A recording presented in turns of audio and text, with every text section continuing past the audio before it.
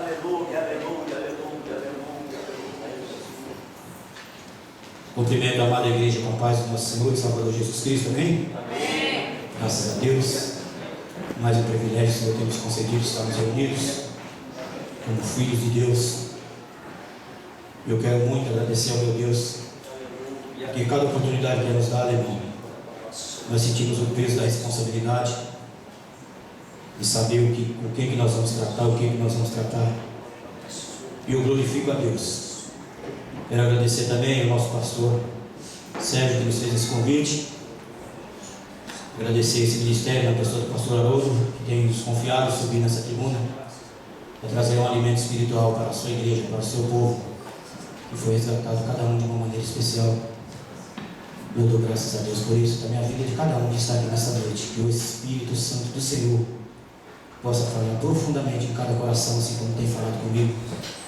Eu já fui repreendido, já fui exortado e já fui também ensinado através disso. Eu vou ministrar nessa noite e eu peço a atenção de vocês, amém? Como o texto é um pouco longo, eu vou pedir para os irmãos que estão tomando assento e pedir para os irmãos abrir a Escritura Sagrada no livro segundo livro dos Reis, segundo livro dos Reis, o capítulo de número 5, para a gente poder estar falando aqui com a juventude, com toda essa juventude, desde a criança de cola até o ancião, toda essa juventude, amém? Porque o nosso Deus, Ele fala com todos, a palavra dele é poderosa, assim eu creio, e assim eu continuarei crendo até o Senhor volte. Segundo livro dos Reis, capítulo de número 5, a gente vai ler a partir do verso 20 e vamos chegar à conclusão até o verso de número 23.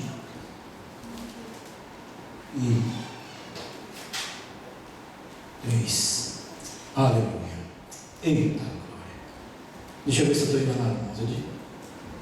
Eu estou 23 aqui, eu já estou olhando para a página do capítulo de número 6. Nós vamos chegar aqui até o versículo de número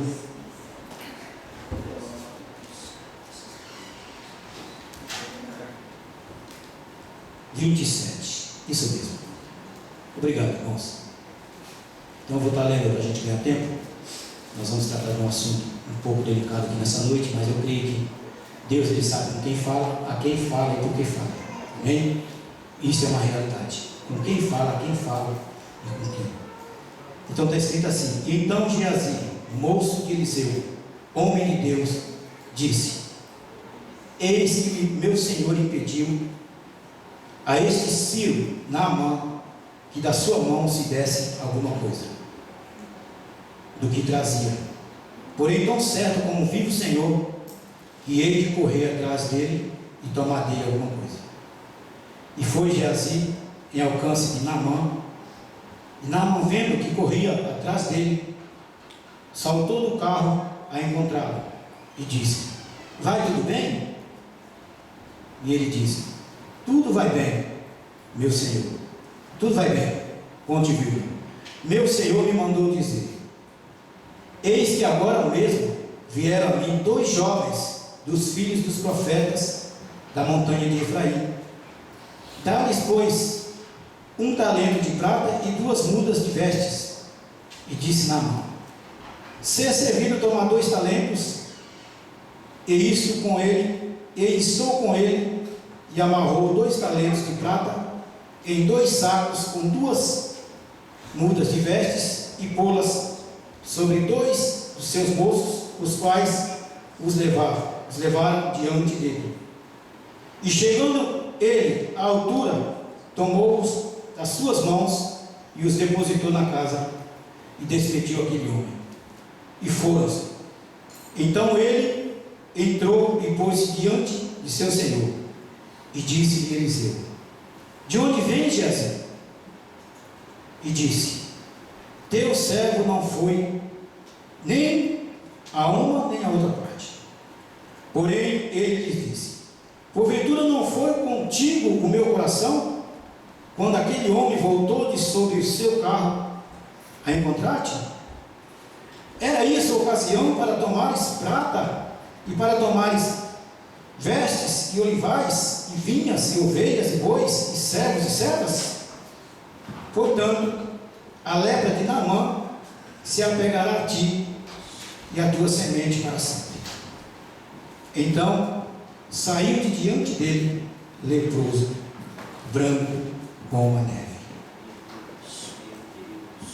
E texto, um pouco aterrorizante, né? Já pensou, meus irmãos? Que texto é esse, né? Eu vejo que o silêncio está total aí. Glória a Deus por isso, irmãos. Vocês estão prestando atenção.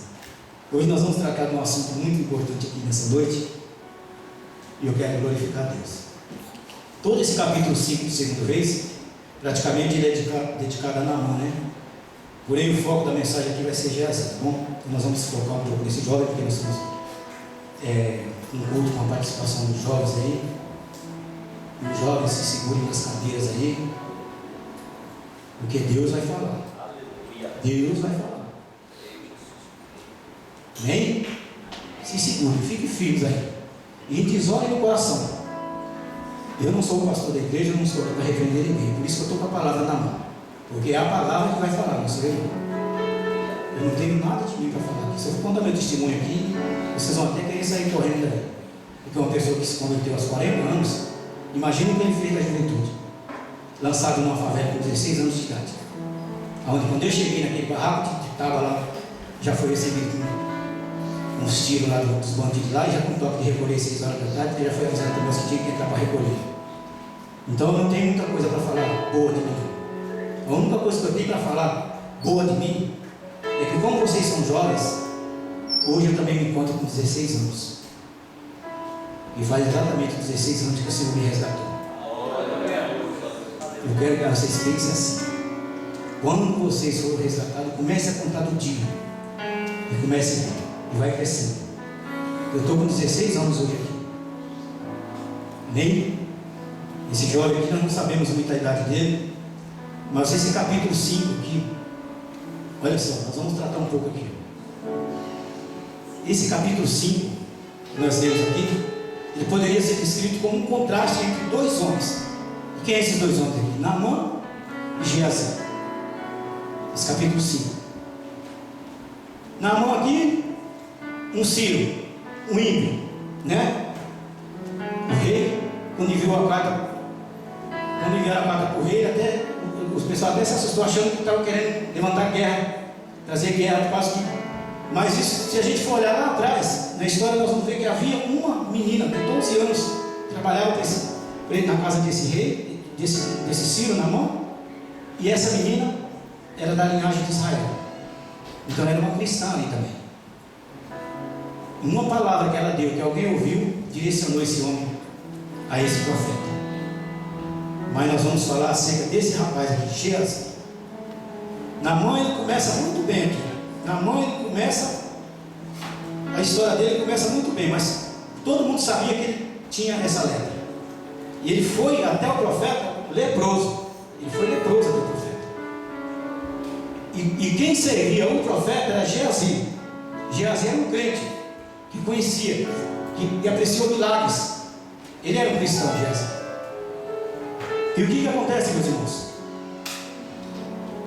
Chega um leproso e sai limpo. Tem um limpo no meio do povo de Deus e sai leproso. O que acontece? Por que acontece isso, será? Tem algo errado aí, não tem?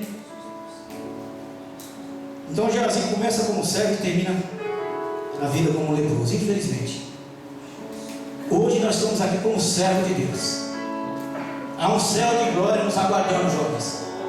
Não sabemos o dia nem a hora. Nós estamos aqui como servos de Deus. A lepra está espalhada ainda pelo mundo.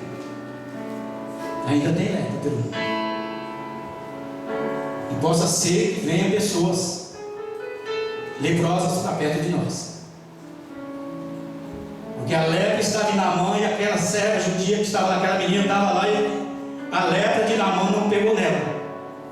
Na casa dele, que é o lugar que era para apresentar a contaminação maior ainda. Mas o homem leproso vem na casa de Deus e um servo de Deus pega a lepra. Levachou e calamacha. Jovens, fiquem atentos, porque vai chegar muita gente perto de vocês ainda nesse tempo, e que vocês não sejam contaminados. Amém? O nome Geazi em hebraico significa vara da visão. E nós vamos falar algumas características de Geazi. Se encontra no capítulo 4, 14 ao 27, 29, no 42, 43, depois do 6, 15 e 8, 4 e 5. Então o nome Geazi em hebraico significa vale da visão. Afora isso, não temos outros dados sobre Geazi. Não sabemos quando e onde começou ele servir Eliseu. Uma possibilidade é que Eliseu teria escolhido em uma das escolas dos discípulos dos profetas, né? Que tinha uma escola de profetas na época de Eliseu. E de qualquer maneira ele teve a maior oportunidade de sua vida, viajar com Eliseu e aprender em primeira mão com o profeta, como um profeta assim como Eliseu. Olha só a oportunidade que esse jovem teve de aprender com um homem daquele e ver tantos milagres que aquele homem, através da vida dele, o ministério dele operou. Então eu tenho um tema para essa mensagem aqui. É forte.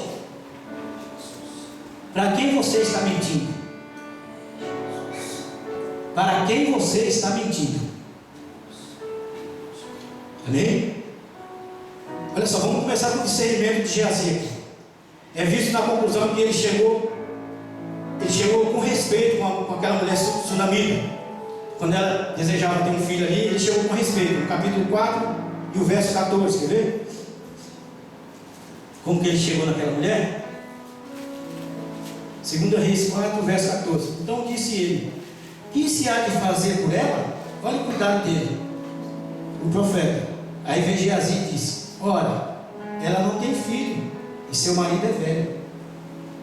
Um cuidado. Começou bem, né? Cuidadoso, preocupado, né? Começou bem o rapaz. A confiabilidade de Geazi é demonstrada no fato de Eliseu confiar a ele o seu bordão quando o menino morreu. 4:29, mesmo capítulo, olha só. Quando aquele menino da sunamita morreu, Eliseu pegou ali, quer ver? Capítulo 4, verso 29. Olha só. Chegando ela, verso 29, e ele disse a Geazi: cinge os teus lombos e toma o meu bordão na tua mão e vai.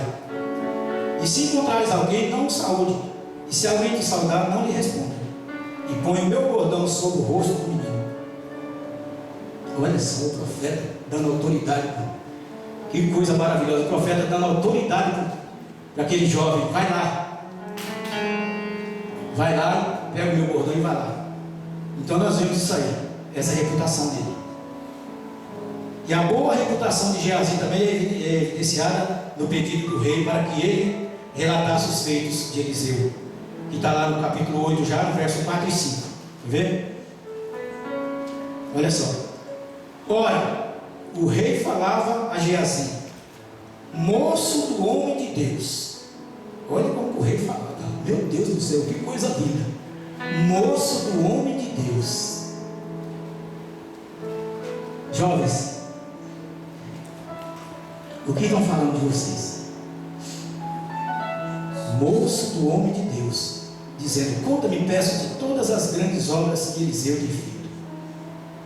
E sucedeu que, contando ele ao rei como vivificaram um morto, eis que a mulher cujo filho vivificado clamou ao rei pela sua casa e pelas suas terras. Então disse Geazi: ó rei, meu senhor, esta é a mulher e este o seu filho a quem Eliseu vivificou.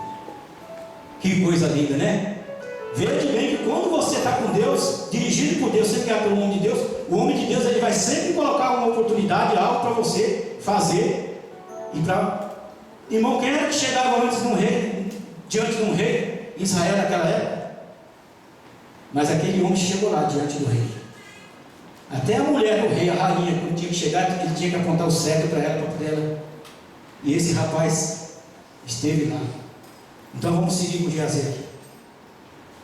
Provavelmente Geazi foi quem duvidou ao receber instruções para alimentar 100 homens com uma pequena porção de comida. Está lá no capítulo 4 também, versos 42 a 43. E também pode ter sido Geazi que ficou paralisado de medo ao ver o exército sírio. Está lá no capítulo 6, verso 15. Entretanto, todas as falhas de Geazi poderiam ter sido perdoadas e esquecidas. As faltas dele não foram maiores do que as dos apóstolos de Jesus, os quais a maioria vieram a se tornar grandes líderes espirituais.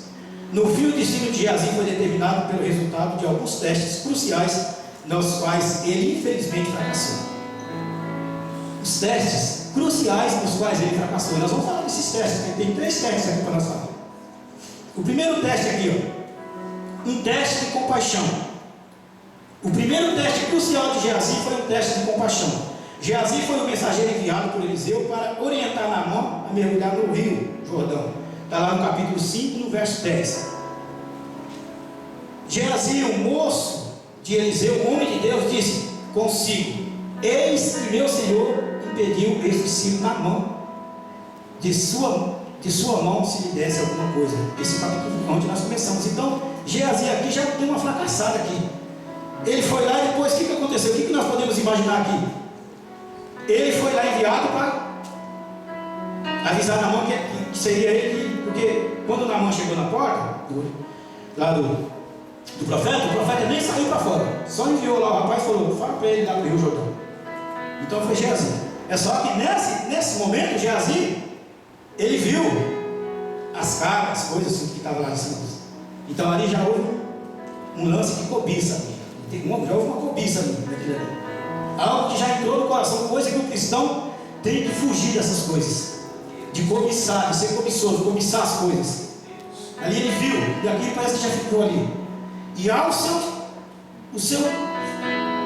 sincero, seu chefe falar que não queria nada daquilo que ele ofereceu, que não queria aquelas coisas, porque quem curou ele foi Deus. Ali Geazi já vem com essa mensagem logo aqui onde nós chegamos aqui. Geazi, o moço de Eliseu, o homem de Deus, disse consigo. Ele falou com ele no coração dele: eis que meu Senhor impediu a este sírio Naamã que das suas mãos se lhe desse alguma coisa do que trazia. Olha aqui. Mas será que foi esse moço? Será que foi o Senhor dele? Ou foi o próprio Espírito Santo de Deus que estava arraigado no coração daquele servo do Senhor, do Eliseu? Não foi o Eliseu que não quis. Se a gente for analisar a história, pegar tudo que a gente sempre gosta de ler tudo, a gente vai ver que o contexto bíblico naquela época, a situação não era boa.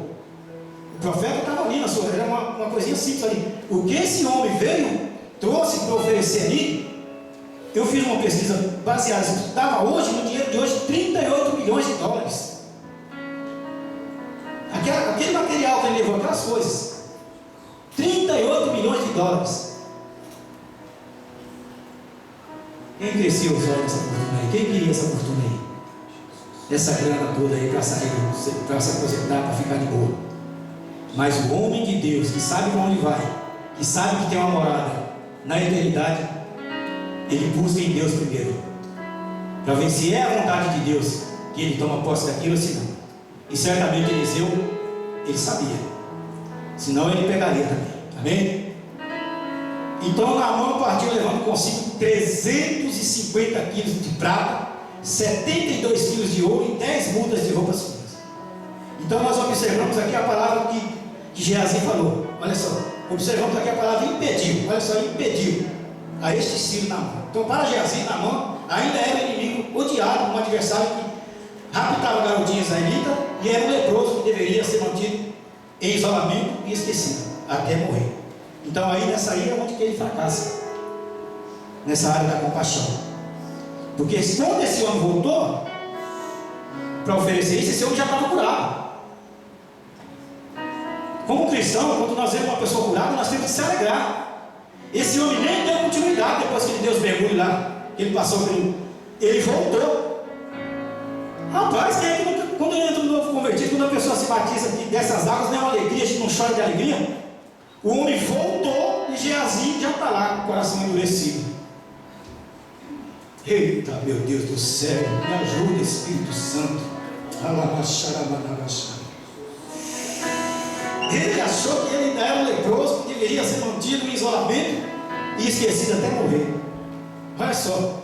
Então, na mente de Geazi, Naamã merecia castigo. E Eliseu deveria ter aceitado tudo que ele ofereceu e mais. Em vez disso, o profeta, como dizemos, deixou sair impune. Então, Geazi não passou do teste da compaixão. Não passou desse teste. O primeiro teste, para você ver. Porque, irmãos, quando entra um irmão aqui, que seja ele, que esteja lá na rua sofrendo, que esteja passando por uma necessidade, que seja acometido e volta, irmãos. Se nós temos esse amor, essa compaixão ainda, nós abraçamos, nós acolhemos, nós damos uma palavra de conforto. É isso que o cristão tem que fazer. E este homem, este jovem, que testemunhou tantas coisas, botou os olhos no que o homem trouxe e esqueceu que o homem já estava liberto. Até a terra de Israel não pediu para levar lá e pediu perdão lá atrás, falando que ele entrava na casa de Rimon lá para adorar lá, e até a terra de Israel pegou para levar um pouco e falou que não ia mais servir ao Deus de Rimon, que ia servir agora ao Deus verdadeiro. E esse jovem, com outra visão que não era a visão de Deus, não usou de compaixão. Um dos propósitos dessa história, sem dúvida, era ensinar aos israelitas que eles deveriam ter compaixão das pessoas acometidas pelas tragédias da vida, tivesse ou não a mesma nacionalidade deles. Contudo, os israelitas tinham dificuldade para aprender essa lição. Se você pegar lá, você vai ver Lucas capítulo 4, versos 27 e 28, vai estar escrito assim: muitos leprosos havia em Israel no tempo do profeta Eliseu, e nenhum deles foi purificado. Tinha muitos leprosos, nem deles foi purificado, senão Naamã, o sírio. E o que aconteceu? Se você completar o verso aqui embaixo, e todos na sinagoga ouvindo essas coisas, se encheram de ira. Foi quando Jesus falou isso, né? Falou para o povo, tinha muitos lá, mas aqui se encheram de ira. Então, no Novo Testamento, Jesus enfatizou que Deus deseja compaixão. Está lá em Mateus 9,13. Ele falou: ide, porém, e aprendei o que significa misericórdia, que é não sacrifício. Porque eu não vim para chamar os justos, mas os pecadores ao arrependimento. Eita glória! Eita Jesus! Você vê que Naamã, com o coração endurecido, desceu lá, Deus mergulho, mas voltou. Poderia ter seguido embora com as suas coisas lá, nem falado nada. Porque o homem de Deus, o homem, quando ele é curado por Deus, quando ele é restaurado por Deus, ele volta, meu irmão. Vai contar a história também de 10 leprosos, só voltou um, e aquele que voltou recebeu a salvação. E ainda é estrangeiro ainda. Irmãos, vez após vez a Bíblia afirma que o próprio Jesus ficou compadecido. Mateus 20, 34, Marcos 1, 41. E Paulo escreveu: pois como eleitos de Deus, santos e amados, de ternos afetos de misericórdia. Colossenses 3, 12. E em Lucas 10, Jesus falou de um sacerdote e um levita que foram desaprovados no teste de compaixão. Está lá no verso 30 e 32. E depois falou de um samaritano que passou no mesmo teste. Foi aquele que recebeu a cura e voltou. Está lá em Lucas. Amém? Voltou o samaritano. Ali voltou o sírio. Era para ter compaixão dele, era para abraçar. Ele falou: oh, glória. Mas aquele jovem estava embaraçado. Eu quero crer que não tem nenhum jovem embaraçado aqui hoje. Porque vai apertar mais um pouquinho aí. Louvado seja Deus. Deus, ele fala com quem ele ama. Amém? Então você e eu somos submetidos a testes da compaixão todos os dias. Estamos cercados de pessoas necessitadas. Amém? Que Deus nos ajude a não sermos egocêntricos e passarmos de lado, mas a reagirmos com amor e ajuda aos necessitados. Amém? Então você quer saber o versículo para ajudar e agir com amor? É Gálatas capítulo 6, 10 e Efésios 4, 28, a parte B. Marque isso aí para você. Quando tiver algum necessitado, alguma pessoa, se compadeça dele. Marque esse versículo e vai lá. E agora vamos para o segundo teste. Um teste de honestidade. São 3 testes que eu vou ler aqui para a gente. Geazi decidiu que se Eliseu não iria aliviar a bagagem de Naamã, ele iria. Então ele pensou consigo mesmo: tão certo como vive o Senhor, hei de correr atrás dele e receberei dele alguma coisa. Segunda Reis, continuar lendo bem no começo aqui, capítulo 5, verso 20. Ele falou: eu vou receber alguma coisa dele. Meu irmão, o que nós queremos receber de Deus? Aqui, o homem já estava convertido, o coração já estava mais mole ainda. O homem ia dar logo tudo. Então pega tudo isso aí, eu não quero salvo aqui, já estou já caminhando para o céu. E o rapaz dentro da casa de Deus vendo milagre, fala, eu vou lá, tão certo. Então usou essa frase aqui, ó. Tão certo como vive o Senhor. E essa palavra aqui, irmão, ela é comparada com o versículo 16. Ela é perturbadora. Aí ele invocou o nome sagrado de Deus para santificar mentira e falsidade. Ele usou o nome sagrado. Pode ver o verso 16 aqui atrás, no capítulo 5. Foi o que ele, a mesma coisa praticamente que Eliseu falou aqui, quer ver? No verso 4, 16. E ele diz, a esse tempo determinado, não é aqui. Esse aqui é no capítulo 5 mesmo. No próprio capítulo 5, no verso 16. Deixa eu ver se eu estou certo. Ele usou o nome de Deus para santificar a sua mentira. Irmãos, e a falsidade que ele contou ali. Eliseu falou essa frase aqui, eu estava lendo, agora eu perdi o texto, o versículo. Alguém achou? Foi quando ele falou, tão certo vive o Senhor. Então vamos lembrar agora de muitos que usam o nome de Deus para pontuar seus discursos com pouco ou menos ou nenhuma referência a esse nome sagrado. Ó, o nome de Deus deve ser santificado, mantido, separado. Amém? Isso nós aprendemos lá em Mateus, no capítulo 6, verso 9, na oração do Pai Nosso. Então ele não deve ser pronunciado levianamente e nem de qualquer maneira. Está lá em Êxodo 20, verso 7. Então nós não podemos tomar o nome de Deus, e ainda mais para isso, para esse propósito que ele usou aqui, irmãos. Usou uma frase aqui que o próprio mestre dele tinha usado. Então a comitiva de Naamã já havia partido. Está lá em 2 Reis 5,19 partido. Mas um grupo tão grande como alguns a pé, viajar devagar, se Geazi corresse, os alcançaria. Então foi Geazi ao alcance de Naamã. Verso 21 do capítulo 5. Ele correu e foi atrás de Naamã, atrás da. E foi Geazi ao alcance de Naamã. Meu Deus do céu, o que a ganância não faz, né? Foi atrás do homem. E Naamã, o que aconteceu? Já convertido, já todo feliz. O texto vai dizer que ele saltou do carro ao encontrá-lo. Olha só, o homem era capitão, chefão ali, né? Saltou do carro. Eita, gente, isso aí é a alegria do Espírito Santo. O que faz a pessoa pular e correr é a alegria do Espírito Santo que faz isso. Ele já correu, saltou e foi lá encontrar ele. Olha só, aqui está uma demonstração da mudança dramática desse ilustre líder. Olha só, antes da experiência no Rio Jordão, Naamã teria considerado indigno o ato de saltar de um carro para cumprimentar um servo inferior. Ué? Ele tinha. Olha só, o comandante deve ter exibido um olhar de preocupação ao perguntar: vai tudo bem? Está lá no verso 21, no parte C. Geazi tentava recuperar o fogo após correr tanto fielmente, conseguiu responder: tudo vai bem. Eita, glória. Tudo vai bem, agora eu vou ficar rico, né? Botar a mão em 30, uma grana aqui, tudo vai bem. Vamos lá. Então, irmão, vamos tomar cuidado, que nós estamos aprendendo na casa de Deus, para nós tomarmos cuidado com isso. A lição desse rapaz aqui vai nos ensinar muita coisa. Olha o desfoque desse rapaz, olha, correu atrás do homem, correu atrás, chegou cansado. E o homem, que era um capitão dos exércitos, voltou e esqueceu de tudo aqui na hora. Oi, irmão, isso aí é gratidão, irmão. Isso aí é gratidão. Irmão, o que Deus já fez por nós nessa terra, nesse tempo da nossa vida, precisamos ser gratos a Deus. Precisamos ser mais gratos a Deus. Eu não sei o que Deus fez na sua vida, mas eu sei o que Ele fez na minha. E eu quero ser grato a Deus. Pode ter certeza, Deus, que se você ser grato a Deus, com a sua gratidão a Deus, a recompensa virá. Deus, Ele é galardoador daqueles que buscam. Mas esse jovem, ele estava embaraçado. Então vamos tomar cuidado com a mentira. A seguir, depois que ele fez isso aqui, que ele pulou e disse: vai bem. Olha só, presta atenção.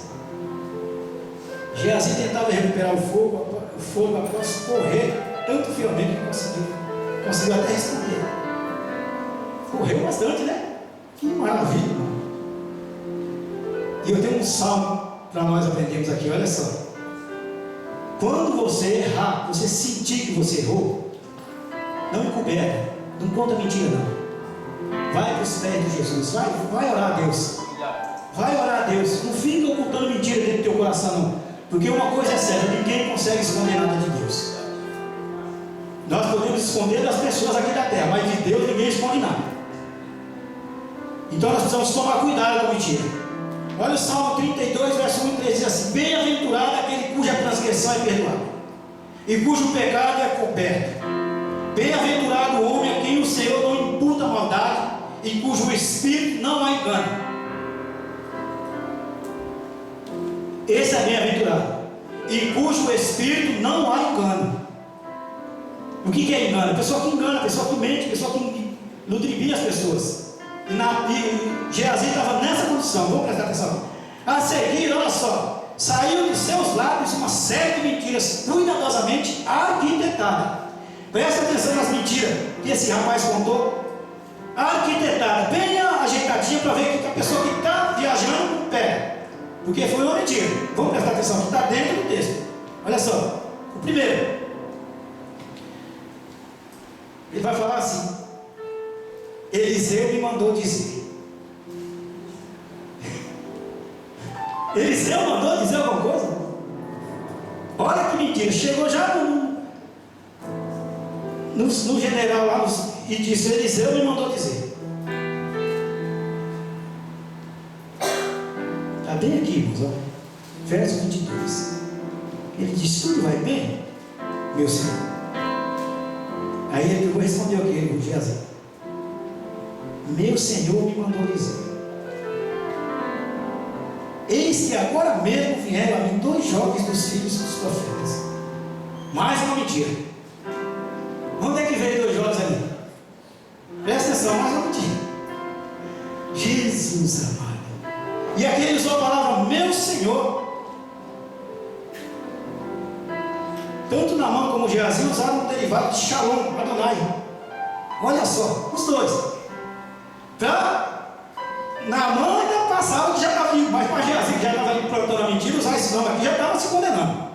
Usou aqui, meu Senhor me mandou dizer, que é derivado de Shalom, Adonai, que é um dos nomes do nosso Pai Celestial. Amém? Isso é a mentira número 1. A mentira número 2, aqui ó. A primeira ele falou, meu Senhor me mandou.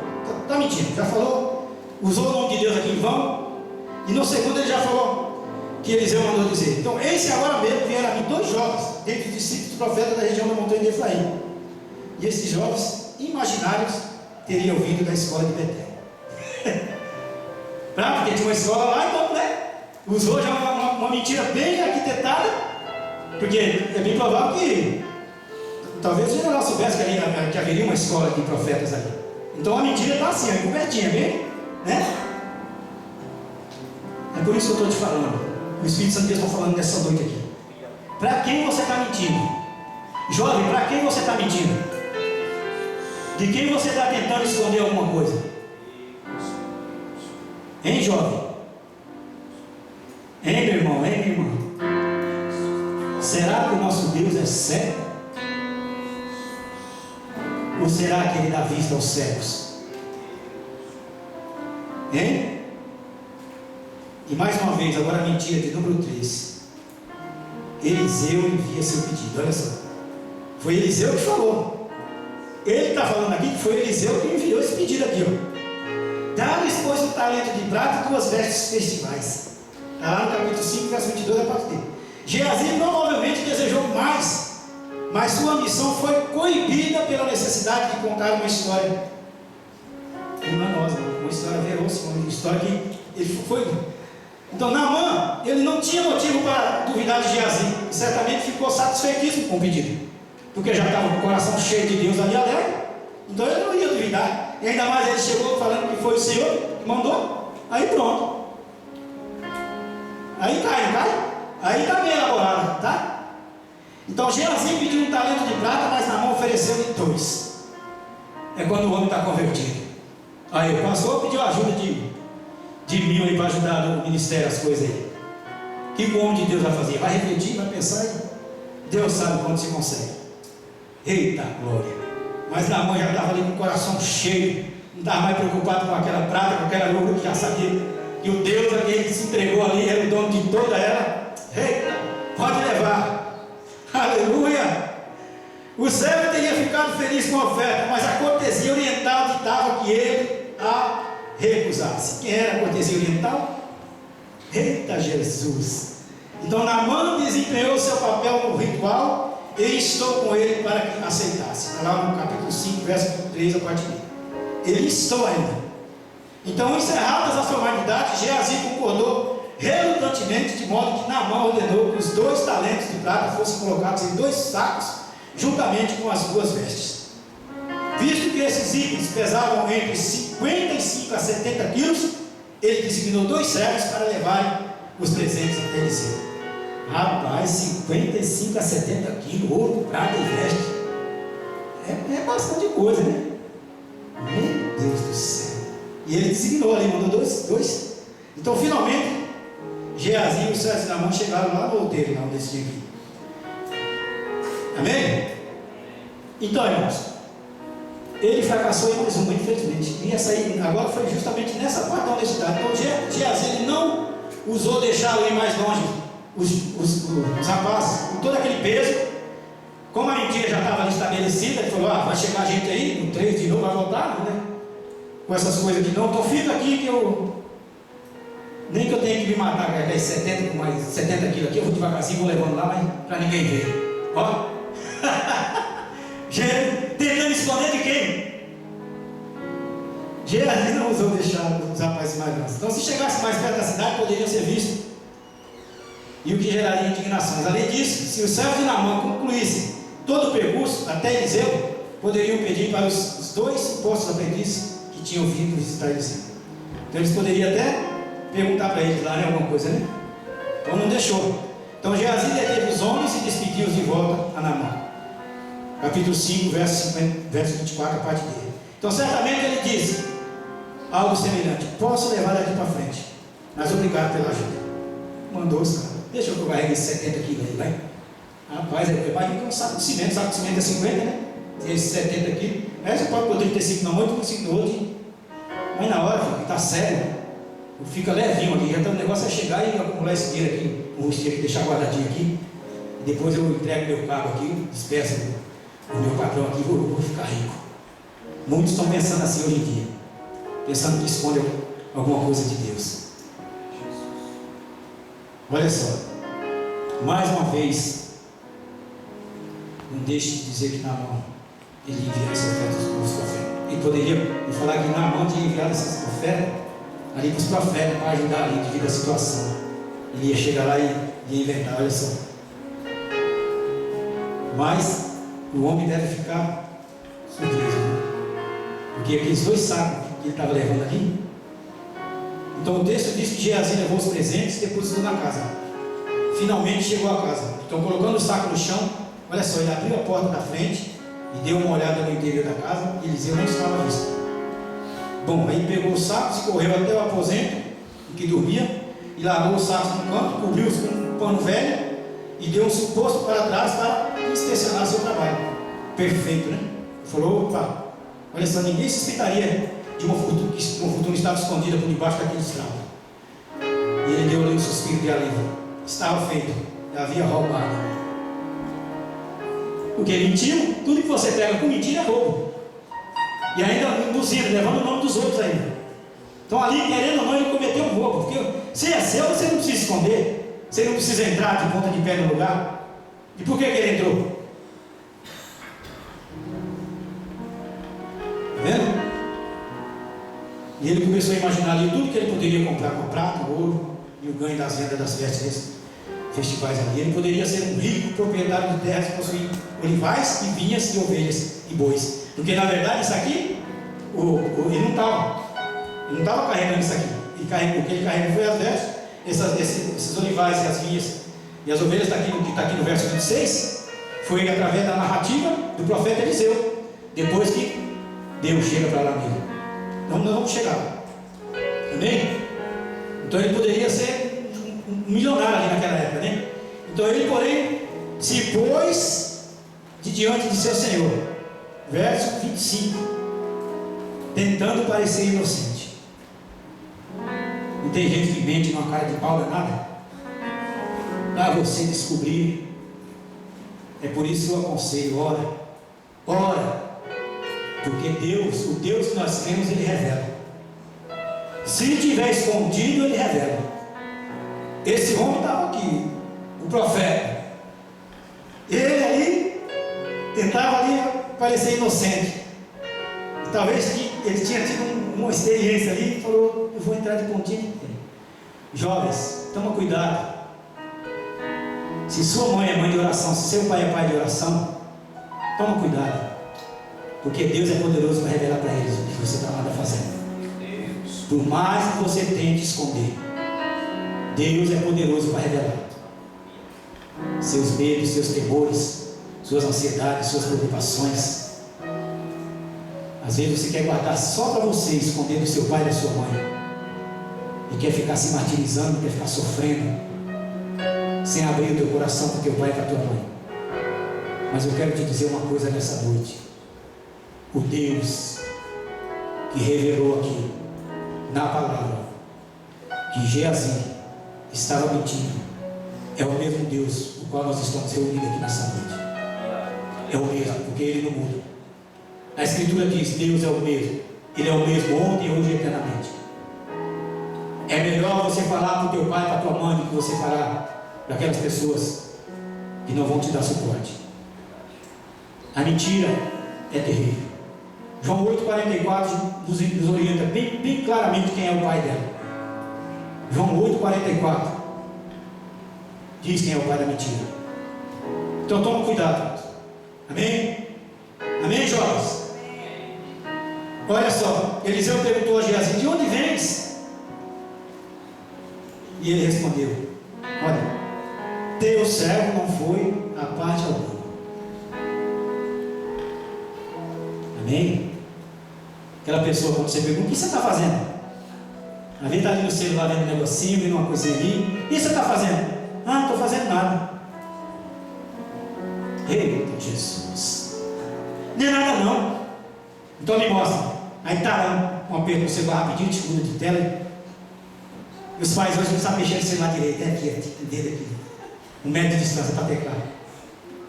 Então já apaga logo o que está vendo ali. Mas o Deus do céu está vendo. Ele abaixou e calou. Esconde do Pai da terra, mas do Pai do céu não esconde não.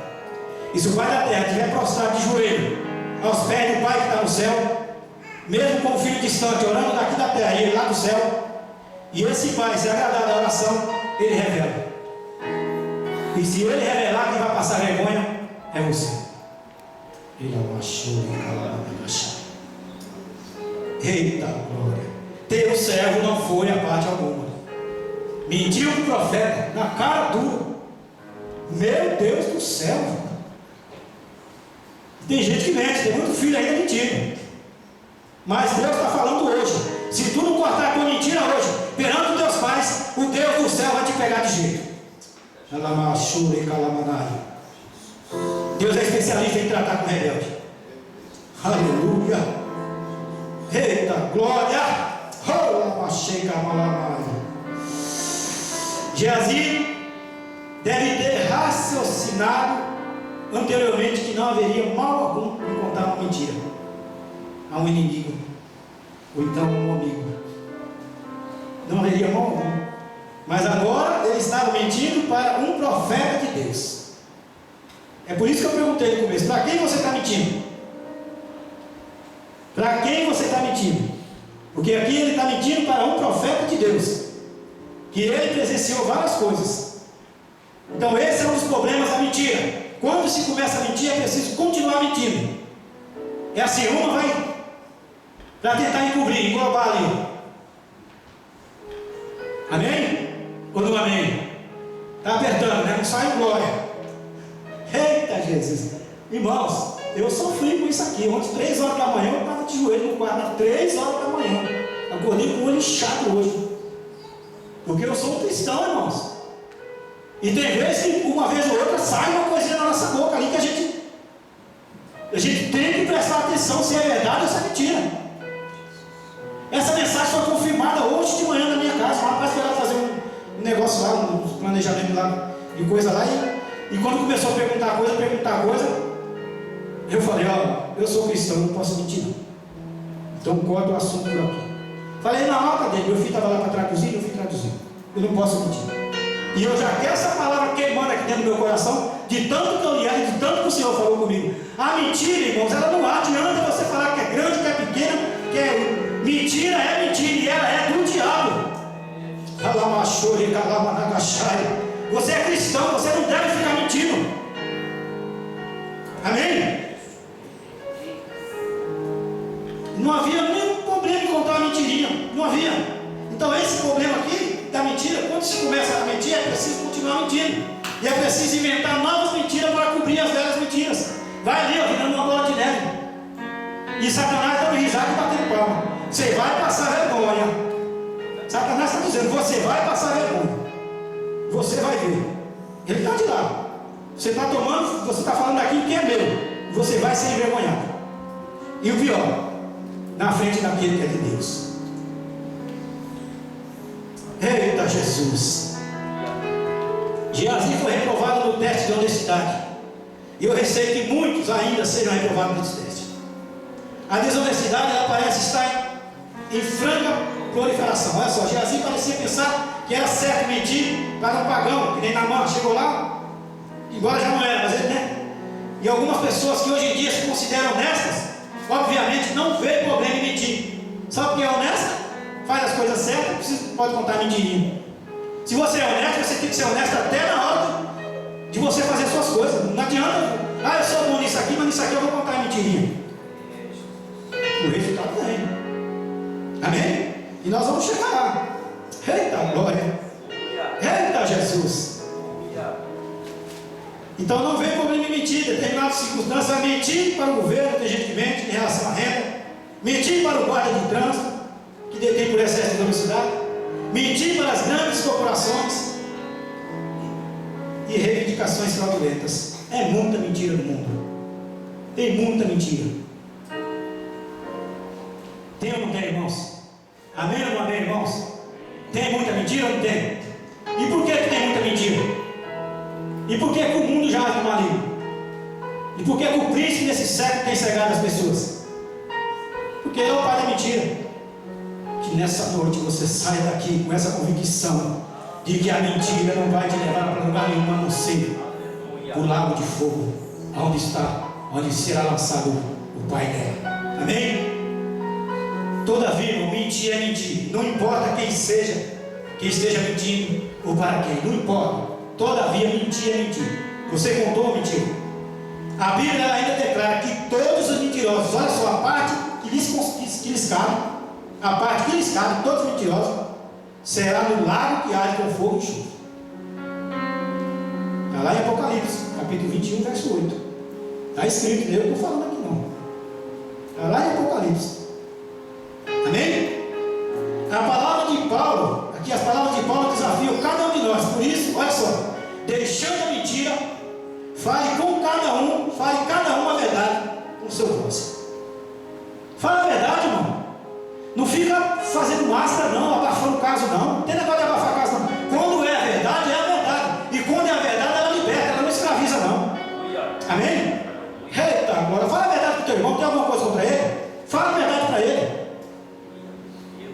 Oh glória, oh aleluia. Efésios 4, 25 a parte A. Fala cada um a verdade com seu próximo. Novamente ele enfatizou que devemos falar a verdade em amor.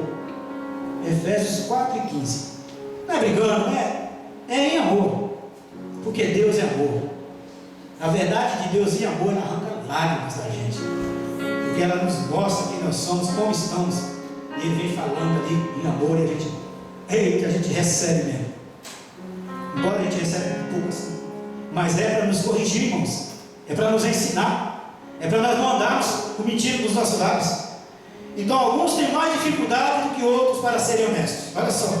Mas uma hora ou outra, todos nós temos que passar pelo teste da honestidade, amém? Então uma hora ou outra, todos nós vamos ter que passar por esse teste. Alguns têm dificuldade, tem, é normal.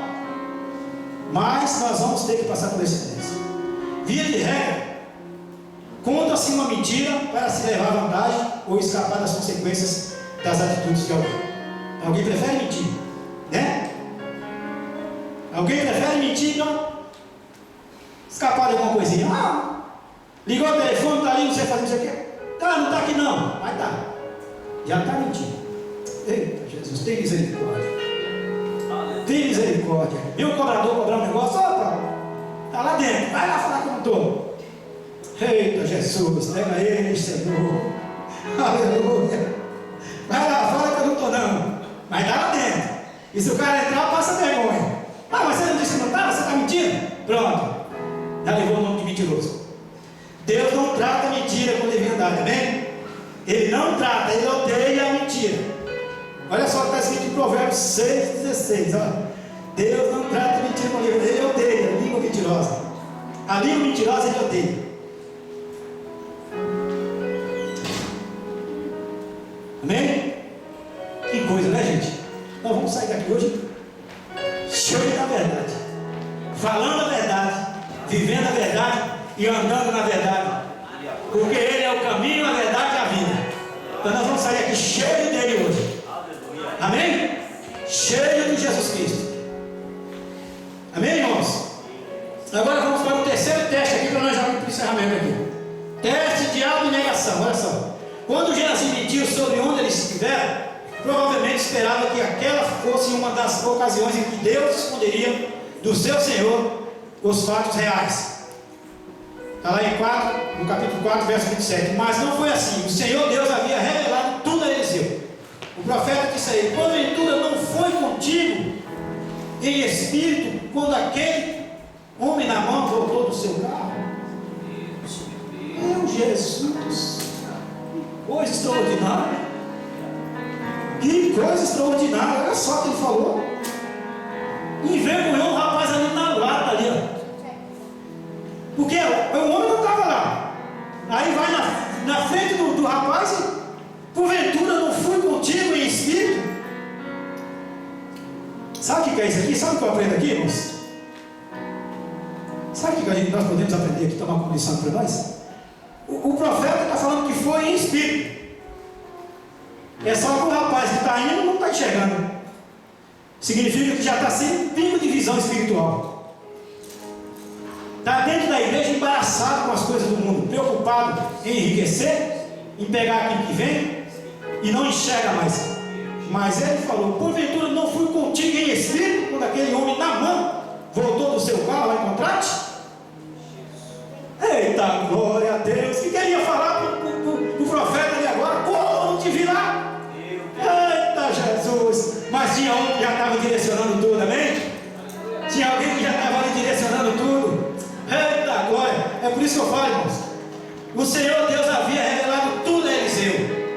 Tudo, não tem jeito. Deus ele revela. Eliseu perguntou também: era isso a ocasião para tomares prata e para tomares vestes? O profeta até havia ali no coração do seu servo em relação aos seus planos, ó, para o dinheiro. Já tinha até ali, ele pegou e colocou isso aqui. Era isso a ocasião para olivais e vinhas e ovelhas e bois e servos e servas? Então, e assim a cobiça de Geazi foi exposta na hora ali, porque tinha mais coisa. Tem muita coisa ali que vai ser exposta ainda aqui nesse tempo que nós estamos vivendo, viu? Eu espero em Deus que cada pai, cada mãe que esteja aqui ore pelos seus filhos, para que nada fique encoberto, que Deus revele para vocês. E quando revelar, não fica com dor, não, chama e conversa. Porque o profeta chegou aqui e falou: seja forte e corajoso, papai e mamãe. Nossos filhos estão numa batalha terrível aqui nesse mundo. A juventude está numa batalha travada nesse mundo, na área da competitividade, fazendo comparações com beleza, talento, isso e aquilo, e se esquecendo de olhar o que ele tem dentro dele, que ele é uma joia preciosa, que o Espírito Santo de Deus habita dentro, e se deixa levar. Geazi estava lá dentro, mas estava embaraçado. Olha só, ele não era a hora de Geazi tirar esse proveito, mas ele era para ser generoso naquela hora. Então ele fracassou nessa área. Amém, meus irmãos? ele verdadeiramente fracassou. No Novo Testamento aqui, ao descrever a pecaminosidade dos seres humanos, Paulo diz que eles são possuídos de inveja, Romanos 1,29. Ele também escreveu que os homens serão avarentos, mais amigos dos prazeres que amigos de Deus, 2 Timóteo 3, 2 e 4. E ninguém é imune ao pecado da cobiça, ninguém. Todos nós seres humanos podemos passar por isso. Mas nós temos uma diferença. Nós sabemos que nós temos um Deus. E esse Deus, Ele cuida de nós. Em todos os detalhes. Tudo que Ele quer de nós é fidelidade. Amém? Tudo que Ele cuida de nós é nossa fidelidade. O escritor do livro aos Hebreus desafia cada um de nós. Ele fala assim, seja a vossa vida sem avareza. Contentai-vos com as coisas que temos. Porque Ele tem dito, Ele quem? O Senhor. De maneira alguma te deixarei. Nunca jamais te abandonarei. Hebreus capítulo 13, verso 5. Olha que coisa linda, irmão. Nunca jamais te abandonarei. Será que dá para crer nesse Deus nessa noite, irmãos? Que Ele não nos abandona? Que não há necessidade de nós andarmos atrás de avareza dessas coisas? Eliseu soube quando a cobiça consumiu o coração de Geazi, e o Senhor sabe quando nós sucumbimos à tentação sempre presente. Então não há criatura que não há uma criatura que não seja manifesta diante de Deus. Deus, Ele conhece a todos.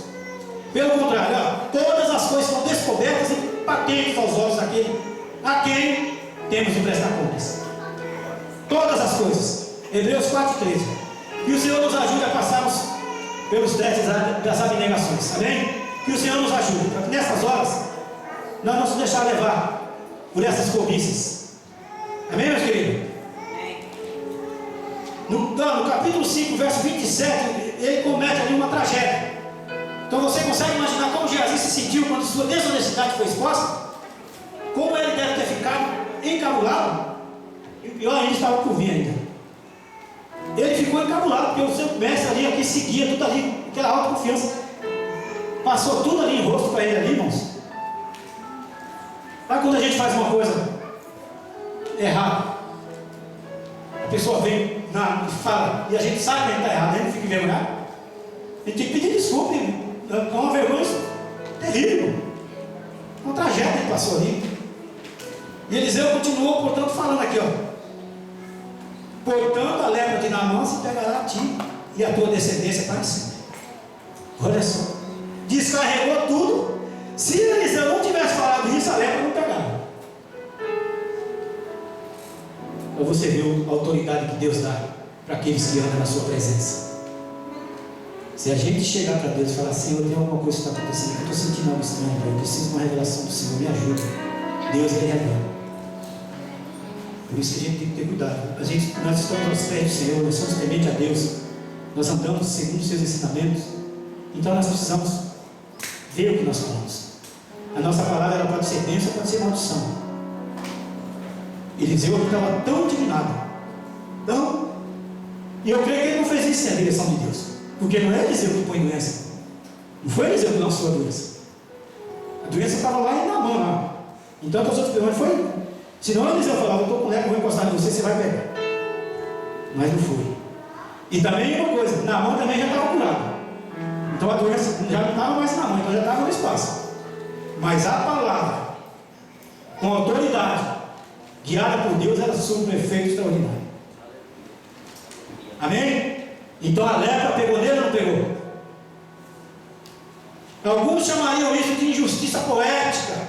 Outros observavam que o castigo condiz com o crime. E alguns podem contestar e dizer isso é um. Então eu entendo porque Geazi devia ser castigado, mas por que castigar seus descendentes? Por que a descendência dele tinha que ser castigada? Não poderia ser só ele? Mas por quê? Que precisou, falou que até os descendentes dele. Os descendentes não tinham culpa, tinha. E a Bíblia também não dá narrativa se ele era casado, se já tinha família, né? Mas já fez aqui uma coisa que provavelmente ele. Se é que ia casar, porque. Se é que casou, porque morreu leproso, quem ia casar com leproso naquela época? Já estava condenado, já percebeu uma tragédia na vida. Além de visitaria até a terceira e a quarta geração daqueles que aborrecem. Eliseu ali ficou aborrecido e lançou a palavra. E esse texto está em Êxodo 20, verso 5. Diz assim, que ele visita. E Êxodo 34, 7 também. Está escrito que o Senhor visita a iniquidade dos pais sobre os filhos e sobre os filhos dos filhos até a terceira e a quarta geração. Está escrito também. Então a ira foi brava ali. Já foi para parar com tudo. Números 14 e 18. Se o Senhor se agradar de nós, então nos porá nesta terra e nos dará a terra que manda leite e mel. O Senhor é longânimo e grande em beneficência, que perdoa a iniquidade e a transgressão, que o culpado não tem por inocente, e visita a iniquidade dos pais sobre os filhos até a terceira e quarta geração. Números 14 e 18. Então tem várias passagens. Deuteronômio 5, 9 também tem. Então, quando a ira veio, já veio apertando, já veio falando, vai até a quarta geração aí. Mas Geazi foi leproso aqui. Então talvez o castigo severo signifique revelar o fato de que o pecado é tão perigoso que ele prejudica até além do próprio pecador. Então talvez devemos ressaltar que as consequências da iniquidade é que seriam transmitidas aos filhos e não a culpa daquela iniquidade. As consequências. Por isso nós precisamos fugir das consequências, amém? Nós precisamos fugir das consequências, porque nós sabemos.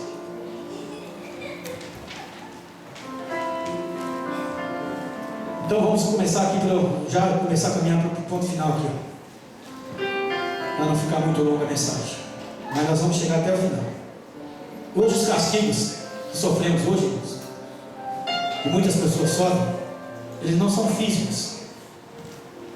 Não são castigos físicos. Nós precisamos atentar para isso. Principalmente quando nós entregamos a nossa vida para Jesus, a nossa vida, ela anda entre o físico e o espiritual. Nós temos que andar em espírito o tempo todo, mais em espírito do que necessariamente na carne, né? Para nós andarmos em espírito. Então, é mais físico, é mais espiritual, mas nem por isso são menores. Olha só, elas são mais espirituais, mas nem por isso são menores. Olha o que Paulo escreveu aqui. Está aqui, na minha Bíblia aqui. Olha só. Porque o salário do pecado é a morte. Morte o quê? Espiritual. Pecou, morreu espiritualmente. Foi por isso que ele não percebeu que o espírito de Eliseu estava com ele quando ele foi lá para perto da carruagem lá para pedir as coisas para ele. Falou, meu espírito por acaso foi contigo, mas ele não percebeu. Porque espiritualmente Geazi já estava morto ali já. Amém? Então a morte hoje em dia é espiritual. Efésios 2:1. E ele também causa a separação de Deus. Isaías 59, 2 e 2. 1 Tessalonicenses, 2 Tessalonicenses 1 e 9. Então Jesus falou dos que pereciam no pecado e que para onde ele iria, o céu, eles não poderiam ir. João 8:21. Jesus ele falou. E se houver pecado, não vai entrar no céu. Não vai. João 8:21. Põe ele, calma, para o pessoal ler. Se houver um pecado não perdoado em sua vida, não espere mais. Não espere mais. Não hesite. Atire-se diante da misericórdia de Deus. Hoje a porta da graça está aberta ainda, dá tempo. Eu não estou falando aqui porque eu conheço a vida íntima de ninguém não, mas Deus conhece. Eu não conheço a intimidade de ninguém, mas Deus conhece. João escreveu: se confessarmos os nossos pecados, Ele é fiel e justo para nos perdoar os pecados, perdoar os pecados e nos purificar de toda injustiça. Então, Geazi ele foi leproso, recebeu a lepra, mas ele não foi injustiçado ali. Foi uma coisa que ele procurou. Mas Deus está falando para nós: reconheça o seu pecado e faça a vontade de Deus para que Ele abençoe a sua vida. Amém? Reconheça o seu pecado e faça a vontade de Deus para que Ele abençoe a sua vida. É isso que a palavra de Deus está nos falando. Olha só. E faça isso antes que seja tarde demais. Você sabe que você está mentindo para o seu pai, para a sua mãe? Você sabe que você está contando a mentira para o seu pai, para a sua mãe? Você está sentindo no seu coração que você está mentindo? Você sente isso? Aproveita que o tempo é hoje. Oh, glória! Oh, lamaçou, calamanai. Aproveita, porque essa palavra não veio à toa, não. Se você sabe que tem uma mentirinha escondida aí dentro do seu coração, fala para o teu pai, fala para a tua mãe. Não fique escondendo não, porque o pecado é pior. A Bíblia fala que é para nós exortarmos uns aos outros todos os dias, durante o tempo que se chama hoje. Hebreus 3:13, antes exortai-vos uns aos outros todos os dias durante o tempo que se chama hoje, para que nenhum de vós se endureça pelo engano do pecado. Então é para isso que é para chamar a atenção, para não ficar com o pecado cauterizado aqui dentro, escondendo, e a trombeta soar e você ficar aqui. Dá tempo, é hoje. 2 Coríntios 6:2, porque diz: ouvide em tempo aceitável e socorrente no dia da salvação. Eis aqui agora o tempo aceitável, eis que agora o dia da salvação. Olha só, é para nós andarmos, não dando escândalo, ele está falando aqui, em coisa alguma, para que o nosso ministério não seja censurado. É para que o nosso ministério não seja censurado. Irmãos, esse jovem que nós lemos aqui nesse livro, de 2 Reis 5, nós vimos o contraste na mãe de Geazi aqui, ó. Amém? Olha só, hoje ainda, se você está dentro da igreja, se você é um cristão, se você está apegado na mentira e no pecado, como Geazi estava do lado do profeta Eliseu ali, hoje você pode ser um Naamã. Hoje você pode ser curado, você pode ser purificado na lepra do pecado e tornar-se um Deus, um servo do Deus Altíssimo, porque aquele homem foi chamado, ele era chamado jovem do servo de Deus, do homem de Deus, jovem do homem de Deus, ele era chamado do homem de Deus, andando com o homem de Deus, e cometeu essas atrocidades a ponto de até colocar o homem de Deus como mentiroso. Mas hoje Deus está te chamando, viu? Eita glória! Se Geazi tivesse aproveitado plenamente essa oportunidade, hoje, irmão, nós não estaríamos falando. Nós estaríamos falando de quem? De 3 grandes profetas do reino de nós. Seria ali Elias, Eliseu e Geazi. Mas ele desperdiçou essa oportunidade. E aí? E aí? A pergunta é: Deus está te dando uma oportunidade hoje para você se achegar a Ele. 3 aqui: Elias, Eliseu e Geazi. E colocou vírgula, Eliseu e Geazi. Por que E? Porque não está no cenário, não entrou aqui. Está leproso, vai morrer leproso. Morreu leproso, a Bíblia relata. Porque não atentou para a verdade de Deus. Vamos colocar de pé? Tem mais uma coisa. Não adianta dar um de bonzinho, falar que é santo, falar que é isso não. Porque se dissermos que não temos pecado, enganamos a nós mesmos. E não há verdade em nós. Se dissermos que não tem pecado, nós não temos pecado, nós enganamos a nós mesmos. E não há verdade em nós. Agora tem uma outra palavra também. Se confessarmos os nossos pecados, Ele é fiel e justo para perdoar os pecados e nos purificar de toda injustiça. Então, se dissermos que não pecamos, nós vamos fazer ele mentiroso, assim como Geazi foi lá e fez o profeta mentiroso. E a sua palavra também não está em nós. Eita Jesus! Pai, em nome de Jesus Cristo, teu Filho, a tua palavra, Senhor, foi ministrada. E eu quero glorificar o teu nome nessa noite. Ó Deus, quero encontro guarida em algum coração aqui nessa noite. Eu sei que o Senhor sonda o meu coração, eu sei que o Senhor sabe o que está dentro de mim, e eu não posso esconder nada do Senhor. Mas eu te peço por essas vidas que estão aqui, Pai. Glorifica o teu nome, Senhor. Vai restaurando, Senhor, em nome de Jesus Cristo. Meu Deus, tudo aquilo que foi, ó Deus querido, fracasso na vida do teu filho até hoje, até esse dia dele ouvir essa palavra. Tudo aquilo que foi engano e mentira. Ó meu Pai, no poder e na autoridade do nome de Jesus Cristo nós cancelamos. Para que teu filho, ó Pai, se achegue aos teus pés e confesse os seus pecados, para que o Senhor purifique e limpe de toda lepra de mentira.